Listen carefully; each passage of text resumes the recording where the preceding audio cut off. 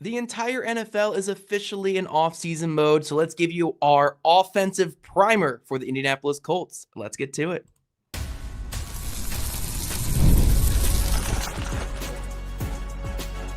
You are Locked On Colts, your daily Indianapolis Colts podcast.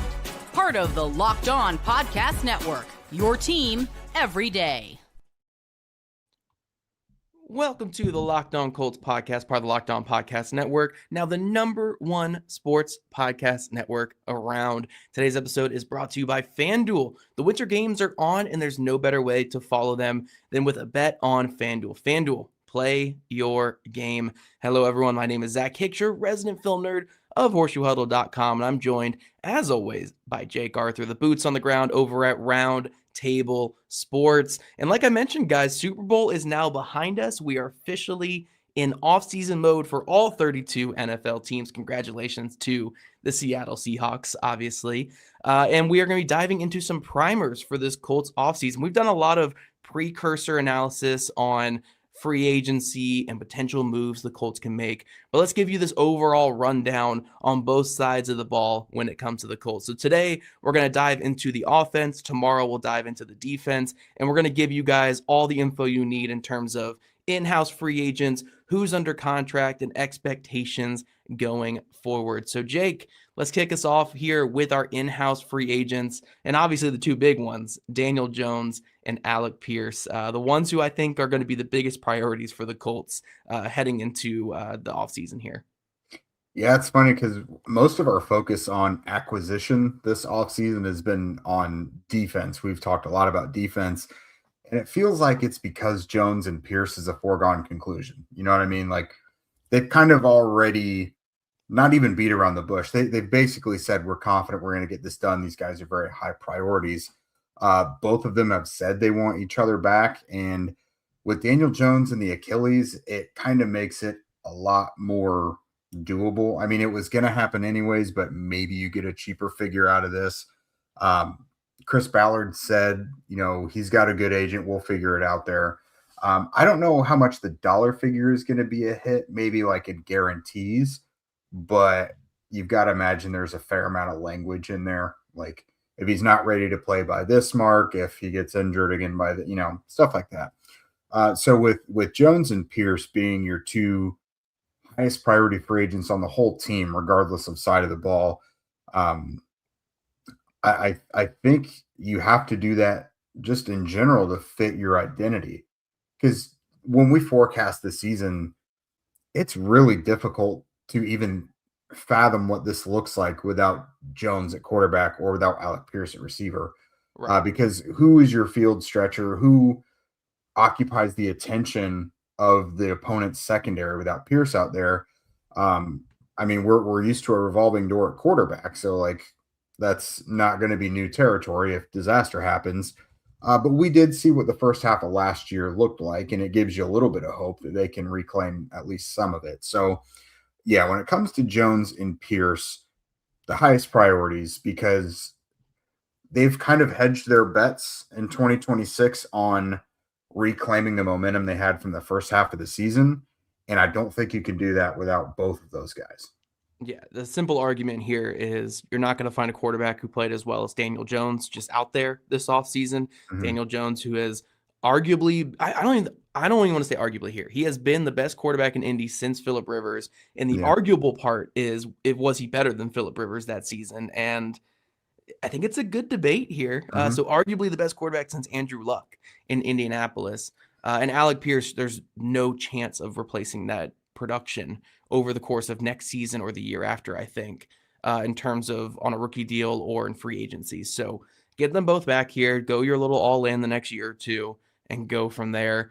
But what comes really interesting, Jake, is like the next line of priority free agents on offense, because it's a big drop off, right? Daniel Jones and Alec Pierce, the priorities.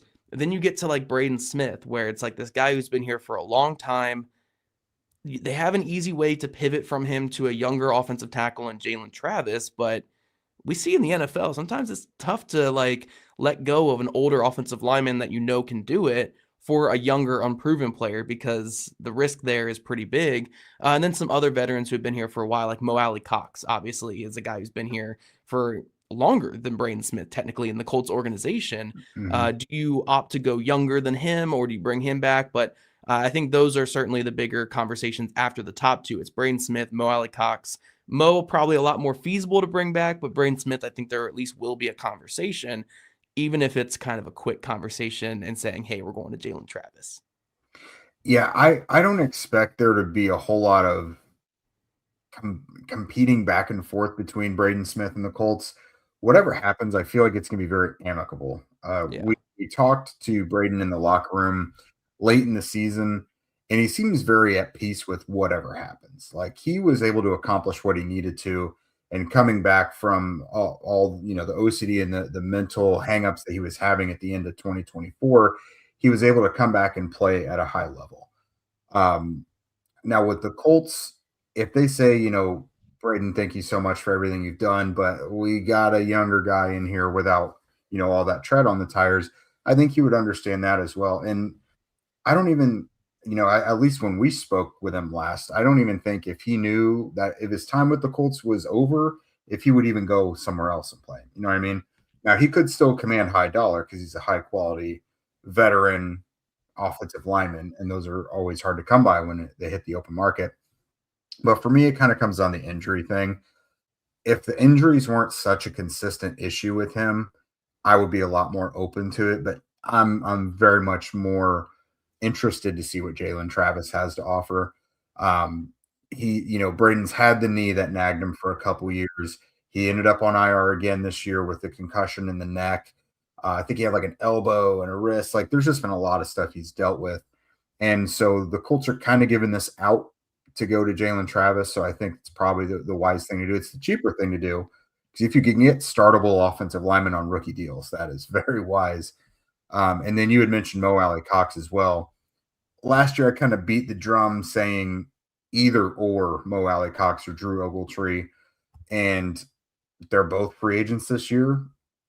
Maybe that's the choice again. I know they really like both of them as blockers, and it opens up a lot of doors in their run game to have them out there. But is it necessary? Like, they're both going to be cheap. Mo Alley Cox has gone out and tested the market last year, so you will be able to bring him back on a cheaper deal because he's gone on the open market before. But yeah, those guys, maybe it's finally either or. Maybe you finally get contributions from Will Mallory, if they will allow that. Yeah, let's teach Will Mallory how to block, and maybe he can get on the field this next season. He's so close. His 3 years. We got to get ready, man. We got to get out there and block a little bit. Yeah. But we do have some other free agents here on offense, and that's kind of the end of the big names. But in terms of unrestricted free agents, Danny Pinter is yet again hitting it. I don't think he spent any of his career outside of Indiana, so I doubt he'd be going anywhere. I don't know if he even knows the rest of the world outside of Indiana at this point, playing at Ball State and then coming to the Colts. So Danny Pinter, I probably would expect to be back on a 1-year deal. Drew Ogletree, who you mentioned there is some debate on whether he's restricted or unrestricted free agent. We're going to figure that out by the next couple episodes, calling all of our contacts in the league because of his time spent on the commissioner's exempt list, there is like the potential that he could be a restricted free agent, but we will see with that. And then the other actual restricted free agents, Tyler Goodson and Savon Ahmed, DJ Montgomery, and Luke Tenuta on the offensive line. So it's Goodson, that's the restricted one. Ahmed is a UFA. Oh, he's an unrestricted. Okay, so yeah. Ahmed is an unrestricted free agent as well. But yeah, Goodson, Montgomery, and Luke Tenuta are all restricted free agents. We know that one for fact, at least. So I think there's some notable guys that you at least bring back for camp bodies like Goodson and Montgomery, and Tenuta I thought played pretty well in his one game that he played this year. So get them back for like camp bodies at the worst. But overall, outside of Jones and Pierce, it's not like the biggest free agent crop on offense. Yeah, you're starting to look at niche guys and like roster fillers at this point. But with Goodson, especially being a restricted free agent, I think that one's a no-brainer. Like, that's your other gunner opposite of Ashton Dulin. Nothing he does on offense really moves me, but having two valuable gunners, like we've seen Brian Mason's special teams units are really, really good, like very high ranking across the league. whether it's punt team or kickoff. So giving him back all of his best assets, I'm fully in favor for. And restricted offers are so cheap. So when it comes to Goodson, go ahead. Ahmed obviously had that awful leg injury, the friendly fire in training camp. So that is probably the end of the line for him. He was already a multi-year veteran anyways. Montgomery was on IR all year. He has looked fine before. So what's it matter? But then, Luke Tenuta, I think the fact that he finally found his way onto a game day roster is maybe enough for them to give him a cheap 1-year deal just to come in and compete in training camp. Kind of same with Pinter, although Pinter's got a little more rope on there and some equity with this team. And then Blake Groupie, if we're just throwing in kind of wild cards as well. We've talked about him. Until you know what you have with Spencer Schrader coming back from the knee injury, I think you got to go ahead and bring Groupie back because he was pretty excellent last year. Yeah, as long as he's not getting starter money from somewhere else, Yes. bring him back. One thing I will say about Luke Tenuta real quick before we go to our second segment, fewer sacks allowed against that Seattle defense than Will Campbell, a top 5 pick in this past draft. And also every other starter across the Patriots offensive line. I feel like they all gave up multiple sacks in that game. Luke Tenuta locking it down against Seattle in that game with Phillip Rivers and his 2.1 seconds to throw in that one. But coming up, we're going to continue this conversation about the Colts offense, talk about who's under contract and what the roster looks like as of right now on that side of the ball. The winter games are officially here, Olympic heads. And if you're anything like us, you're locking in for the events that you only get to see on the biggest stage every 4 years. And that's why following the winter games on FanDuel just makes sense. From medal counts to individual events to finding your angle on the sports that you care about most, FanDuel gives you more ways to stay connected to the action. The drama of curling matches that start slow and somehow get intense super fast, speed skating races decided by inches. I know Zach is locked into the hockey games. They just feel different right from the opening face-off. Even niche events that become must-watch when you're fully locked into the competition. Again, a lot of people love betting, and you only get the Olympics every 4 years, so how are you not taking advantage of that? FanDuel keeps the entire Olympic experience engaging from start to finish. The Winter Games are on, and there's no better way to follow them than with FanDuel. FanDuel. Play your game. All right. Welcome back, everydayers. We are setting the plate for you for the Colts offensive portion of the offseason. But first, again, thank you for making us your first listen of the day. Real quick, if you haven't already, go ahead and join our Everydayers Club. You get our audio ad-free, and you get an invite to our Discord server where you can see Zach and I yapping with other fans of the show. You could be one of them as well. It's not just Colts. The Super Bowl is on. We talk about that stuff, the Olympics, which we just discussed. So we would love to have you guys on to continue talking about, of course, this offensive portion of the offseason. So we talked about who the free agents are, Zach. Now let's talk about who's actually under contract, because it gets pretty interesting here because they're projected to be under contract now, but maybe not so much come September. So looking at quarterback, Anthony Richardson Sr., Riley Leonard, and Seth Hennigan. That one, quarterback is very interesting. That's the big X factor because Daniel Jones is going to come back to the fray. But if you're asking me for my thoughts on it, I think it's going to be probably Daniel Jones, Riley Leonard, and Seth Hennigan. That seems to be like, if I had to throw money on it, those would be my 3 quarterbacks going into September. I wouldn't put so much confidence in Hennigan. I think the low-hanging fruit there. No. I'm saying in terms of I think they will have 3 quarterbacks, maybe 4 quarterbacks. But like Hennigan, I don't think is going to be that third guy. I think we'll see a veteran brought in here to be another guy in the room. I don't think it'll be someone as high profile as even like a Flacco, like it was a couple years ago. Probably just more of a typical guy that we pass around the league. Maybe Josh Johnson comes back for another run in Indianapolis, right? Kyle Trask. Right, like that type of player at the bottom of the roster. Because I do think that the Colts are high on Riley Leonard to be a backup caliber quarterback this next season. But I do agree with you that I don't think it'll be Anthony Richardson on the roster. I'm not going to say that the book is absolutely closed on that, but I think it's in both sides' best interest to move on from Richardson. But yeah, I think it'll be Jones, Leonard, and then some guy around my age, probably just kind of that you've heard the name of. And he's thrown a couple passes in the NFL, and that'll be your quarterback room going into camp. Looking at running back, though, Jake, Jonathan Taylor, DJ Giddens, and then Alan Pinkett's boy, Ulysses Bentley, the fourth, right? I'm not great with Roman numerals. Ulysses Bentley, the fourth. And I think this is another room where, like, it's all Jonathan Taylor. We know that. We hope for a little jump from DJ Giddens in terms of his pass blocking so we can get on the field next year. But I think this is another area where it's like it would really help to add some guys in that room in terms of like a low end. Yeah, I don't know, like a day 3 draft pick again to compete, or maybe like a low end guy on free agency that can kind of come in here and take some carries from Taylor. Because I don't know how many more seasons we're going to get of Taylor where he's 100% healthy all year long.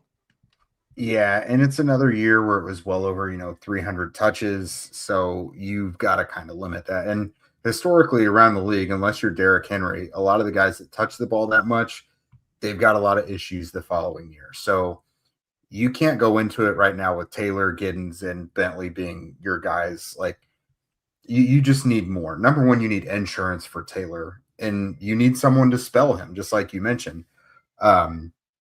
So looking back at Chris Ballard's end of season press conference, when he was asked like what the Colts need to really address the most this offseason, obviously he talked about what was going on defense, but with offense, he said they want to be able to run the ball when they need to and when they want to, not just running it throughout the game and establishing it and you get 150 yards because you've been running it 30 times.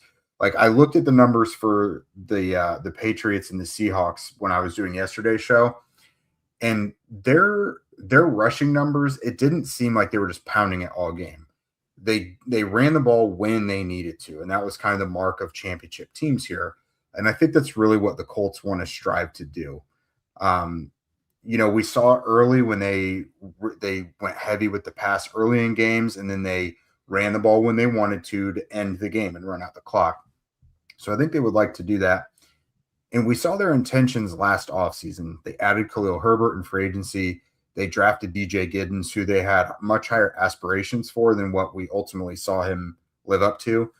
I think good money says we get another Khalil Herbert level signing, which he didn't even make it to week 1. So like it's not like a huge splash in the pond there. But like a veteran who they would be comfortable having on the roster to take some carries. Because I think they still like DJ Giddens, but it's just not smart to put much on his plate, knowing what he didn't show last year. Plus, he doesn't really play special teams. So yeah, you need someone with a little more versatility there, because I really don't think they just want to pound Taylor into the ground this year. Yeah, archetype-wise, I'd prefer like a Zach Moss type of player, a guy who can pass protect. So do they. They've been chasing that a long time. Right, a guy who can pass protect and a guy who can get those tough yards. I think a Zach Moss type player would be very good alongside Jonathan Taylor. Looking at wide receiver and tight end as well. At wide receiver, we got Michael Pittman Jr., Josh Downs, Ashton Dulin, Anthony Gould, the GOAT, Coleman Owen, and then Eli Pankel.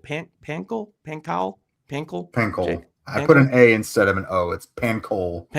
Okay. That's my spelling error. Okay. Ruining me with the script here. I feel like Ron Burgundy here reading the script a little wrong.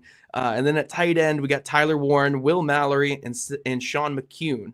I believe I got that one right there. Yep. So obviously you can see the importance of the free agents at these two positions, like getting Alec Pierce back makes the wide receiver room look a little bit better, although Michael Pittman Jr.'s contract is up in the air. And then tight end, like obviously you can't go into next year with Warren, Mallory, and McCune. You don't have a blocker in that room right there. So you got to at least get one of those two tight ends back. Maybe still bolster that room with somebody else. Wide receiver, I still think even if you do get Pierce and find some way to make Michael Pittman Jr. work going forward, you still probably need to add another guy to that room, whether it's a late pick or a low-end free agent as well. Yeah, just kind of like quarterback, the wide receiver room is going to be pretty interesting because you can go ahead and throw Pierce back in there. We know that's going to happen unless some other team comes in and blows the doors off. But with Pittman, I think the most likely scenario is an extension where they move money around and add void years or something. You made a really good point recently that trading him is tough because another team has to take on the cap figure that the Colts would be looking to shed, Well, they right? would Like I take don't on 24 for 1 year. part of it, So yeah. not the full 29, but they would take on 24 for 1 year. Yeah. It's still a lot because the Yeah. production hasn't necessarily been there, and he's not got elite speed or anything. So trading him at least for like around 3 or 4 pick, I think would be tough. Yeah, you're not getting a 3 or 4 pick, I don't Right. think. So I think what they would prefer to do is the extension type. You look at DeForest Buckner a couple years ago, add a couple void years at the end, you open up 13 million dollars or whatever, because the contracts were comparable there. So if I had to guess, that's what they would prefer to do. Because do you really want to have to go and try and find a new receiver as well with how much attention the defense needs? So yeah, as far as receiver goes, it may look a little different, but I think they'd love to have Pierce and Pittman back. I don't disagree with you. I just disagree with the approach when it comes to that. But that is all right there. It's what they do, though. I know. Yeah. I said I was being crazy with Ben Boris on here about that a couple months ago. So I totally get what you're saying. I'm just saying that I don't agree with it. Real quick on O-line, though, they have their 5 starters likely in place with Ryman, Nelson, Bortolini, Gonsalves, and Travis. The depth is a little bit questionable, though, with Tucker and Blake Freeland being your next guys up. We got comedian Bill Murray is also going to be in the mix, it looks like. Ghostbusters. Yeah, Ghostbusters, great. Space Jam is going to be in there.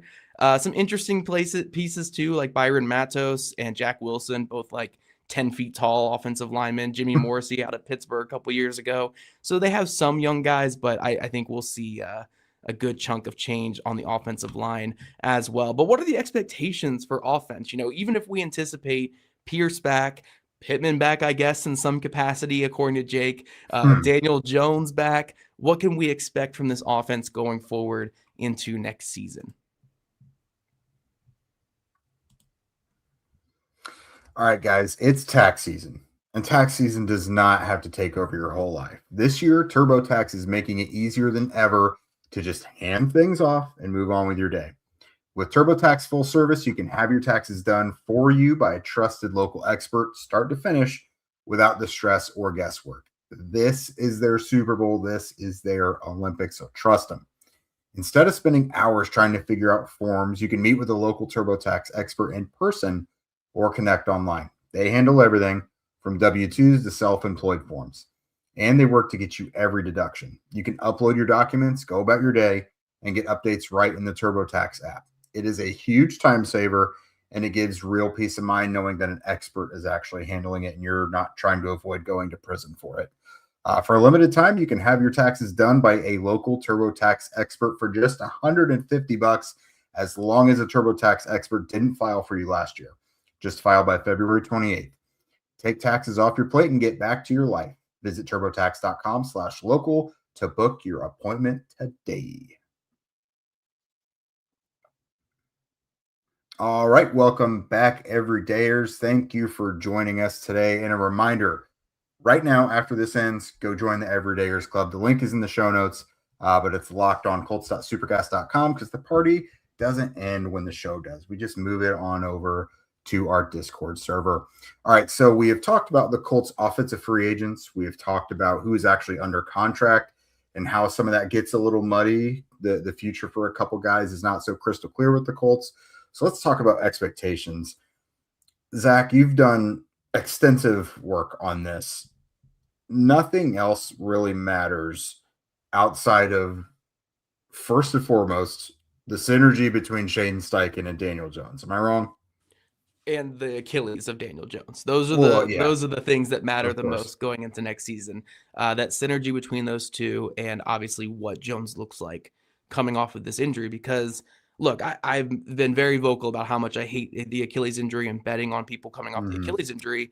But truth be told, we don't have much data on quarterbacks coming off of that injury. So it's kind of up in the air what I think he's going to look like. I'm still concerned about it being the plant leg, about being the leg that goes in the ground when he's stepping into it. But I just don't know ultimately what it's going to look like. But I do agree, Jake, that like that synergy between those two, and if Jones could be 80% of what he was last year, 85%, which maybe is asking for a lot, I think they can be a successful offense, be a top 10 offense in football, because with Jones at quarterback, they were a top 5 offense this past year. And I know a lot of people talk about the schedule and the teams they played. With Jones at quarterback, they played against 4 teams that were top 10 defenses in EPA per play. And Jones in those games played like a top 10 quarterback. Mhm. And this is talking about the Rams, the Chargers, the Broncos, and the Texans. He was one of like 3 quarterbacks to have a positive EPA per play against the Texans in this game. It was barely positive, like very barely positive.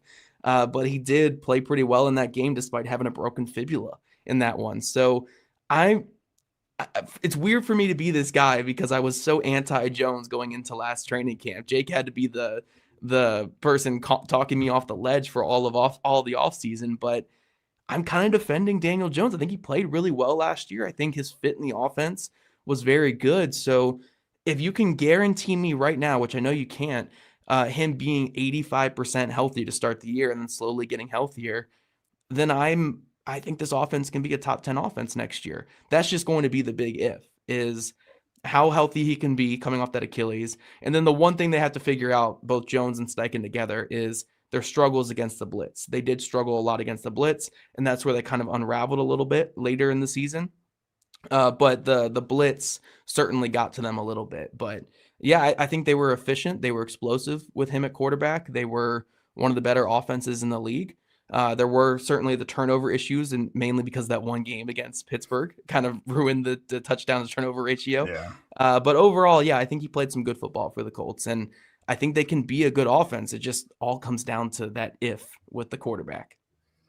Assuming nothing drastic happens with the supporting cast, like Jonathan Taylor's back, the offensive line, the only difference really should be Jalen Travis. And, maybe Braden Smith does come back.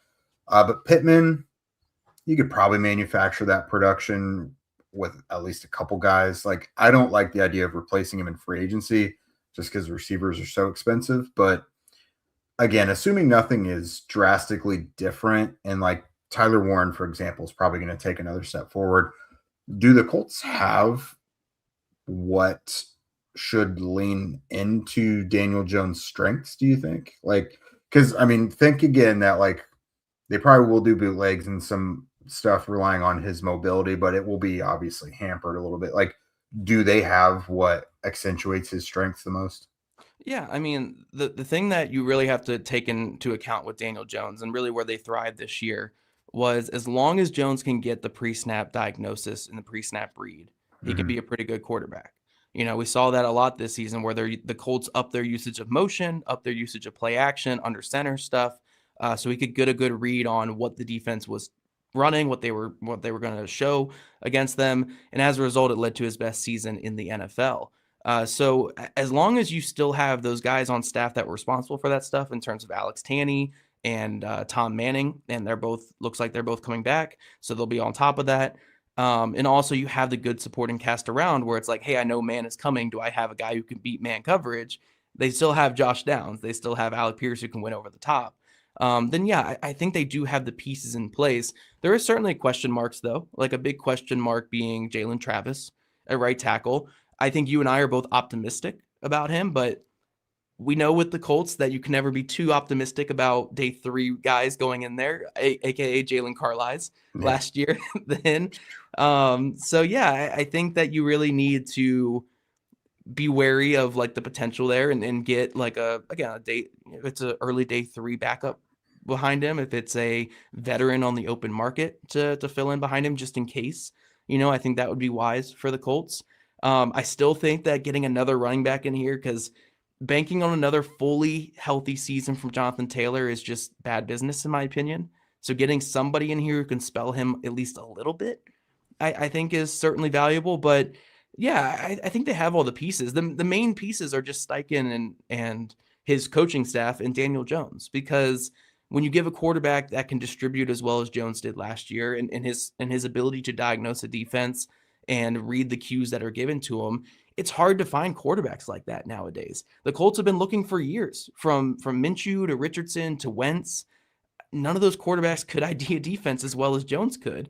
I mean, especially if we're looking Minshew and Flacco and Richardson, they couldn't do what Jones has been doing in this offense, So I think that they can be good on that side of the ball. It just really comes down to that Achilles, and then just ultimately staying healthy with as many guys as possible. Because look, I hate to be the film guy who doesn't rely on film with this stuff, but what's the biggest reason why Seattle and New England were in the Super Bowl? They were the healthiest two teams in football this year. It is ultimately one of the most important aspects of playing in the league is your team staying healthy. So if they can get some injury luck on that side of the ball, which has never happened in Indianapolis, apparently, going back to forever, but if they can stay healthy, and the Achilles looks okay, at least with Jones, I think they can be a competitive offense that puts up 20 plus every single week, even if they lose Pittman, even if they are making the move from Braden to Jalen Travis. I think they can still be that kind of offense next year. Yeah, I do like the idea of continuity with quarterback and head coach going, because I mean the only consecutive week one starting quarterbacks they've had is Anthony Richardson, right? Who obviously was as raw as all get out. Like, it's not what you're shooting for when it comes to, like with Anthony, it was always just about Anthony and developing him, but like it's very much about the offense when it comes to Daniel, because he's already he's an established veteran, so you're not trying to develop him really. But I like the idea of at least mentally everybody already being on the same page. Like, I think that could help them smooth out, a slow start to next year. I would like to think they can avoid that, which obviously they got off to a very hot start last year. But no, I think they would be in a lot of trouble if they were having to look for new quarterback help this year. And the Achilles obviously screws everything up, but even with that considered, I'm leaning into the familiarity, because if you look at the list of free agent quarterbacks and even like some of the guys who are maybe capable of being traded for, it's not great. Like Jones with the Achilles, because of his familiarity with this team, is still the best option for sure. Yeah, there's just no other option. I just wish it was any other injury for Daniel Jones. Yeah. I would have taken his left arm falling off and having to surgically reapply it, to the body, than having this injury. I hate the Achilles, but by everything I've heard, he's attacking the recovery well, but I guess we'll see when it comes to training camp. I love hearing that stuff, but again, it's all moot until we actually see it on the field.